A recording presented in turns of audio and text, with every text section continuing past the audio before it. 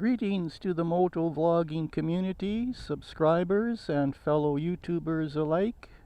Trictacular here, out and about today, and I thought I'd just do a quick walk around today of Spyder. That's our pre-owned 2014 Can-Am Spyder RT Limited, the SE6 edition, which we have named Spyder. I always like the front of the 2014 and newer Can-Am Spyders compared to the 2020 models. They've redesigned the front, and to me this looks like a more flashy, aggressive stance, if you will. They still have the turn signals in the rear view mirrors, fog lights, an electronic windshield which goes up and down, of course, with the touch of a button. And there's a lot of storage room in the front storage compartment, which they call the frunk.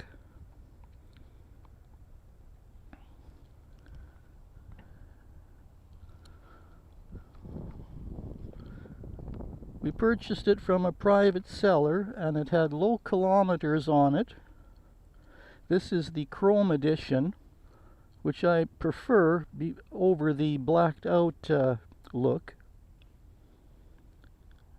Floorboards for both the rider and passenger, heated grips, cruise control, 6-speed, and it is the 1330 Rotex engine, 3 cylinders,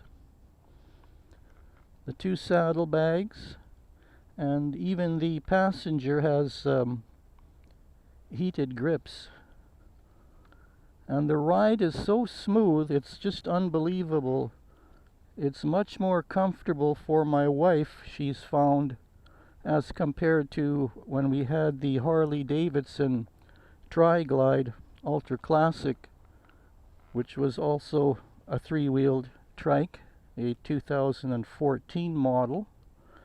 But with this one, if we go over a bump, it doesn't jar her back, and it's just so much more comfortable for her, she finds.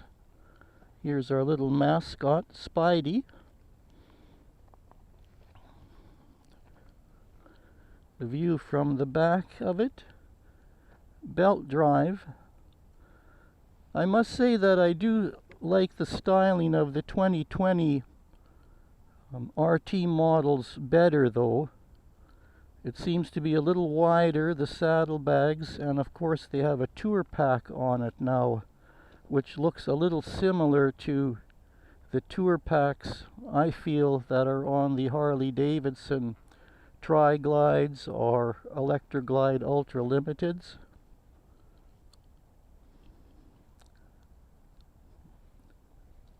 But we're very happy with the ride, even of this 2014 model.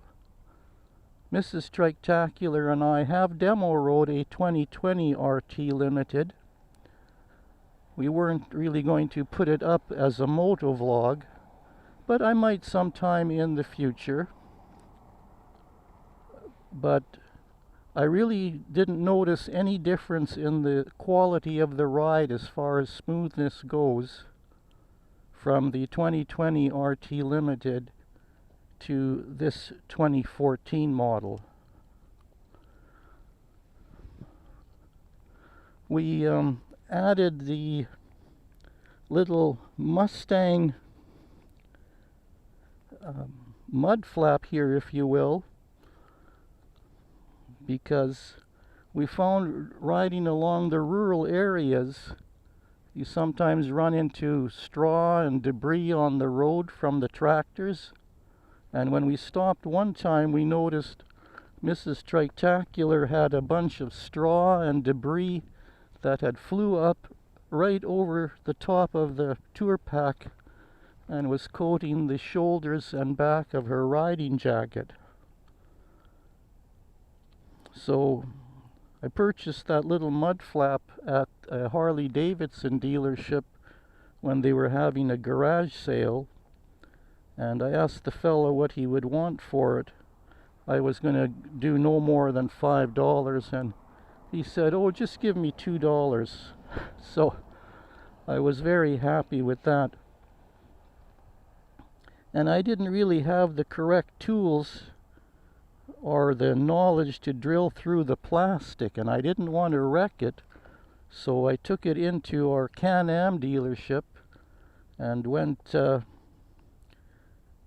going to go up to the service department, and the young fella at the service desk, he said that would be about $70 for them to install that for me. And with their correct tools and knowledge, that would have taken them no more than 10 minutes, I bet.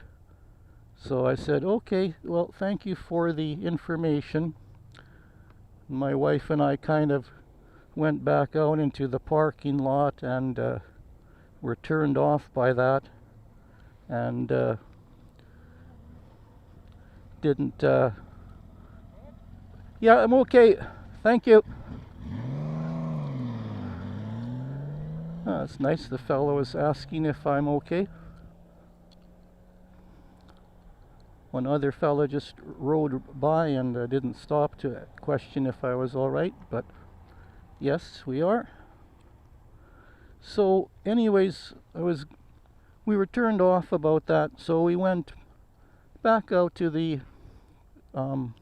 parking lot ready to leave, and a fella pulls up in the truck and asks how we're doing today, and not too bad. And I still had the mud flap in my hand, and he said, can I help you? And I said, well, we were going to get this installed, but they wanted $70 for it, so we thought that was a bit extreme. So he said, oh, you go back into the service department and I'll speak with them. And so I did, and the fella came with me, and they took it to the back in the service department and put it on no charge. So I was surprised about that, and again thanked him very much for that. I asked, you sure you don't want anything? And he says, oh no, that's fine, no problem. Then I asked him, what is your position here at the dealership? And he said, I'm the owner. So it just depends, I guess, who you run into. So that's the way they should conduct business, I think. Because I said, well, we'll definitely be back in to have a look at the 2020 RT Limiteds when they come in. But can you imagine that? They would want $70 to install that. Just two little bolts. But again, like I was saying, I didn't have the proper tools, and I didn't want to damage the plastic. The 2020 models, they have a built-in wider or longer rear fender, so the debris kicking up to your pillion won't be an issue anymore.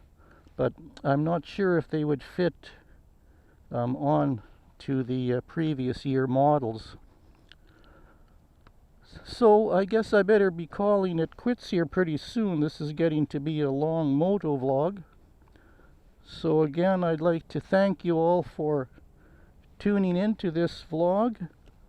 So until next time, this has been Tritacular, wishing you all a pleasant day. Take care and ride safe. Bye-bye.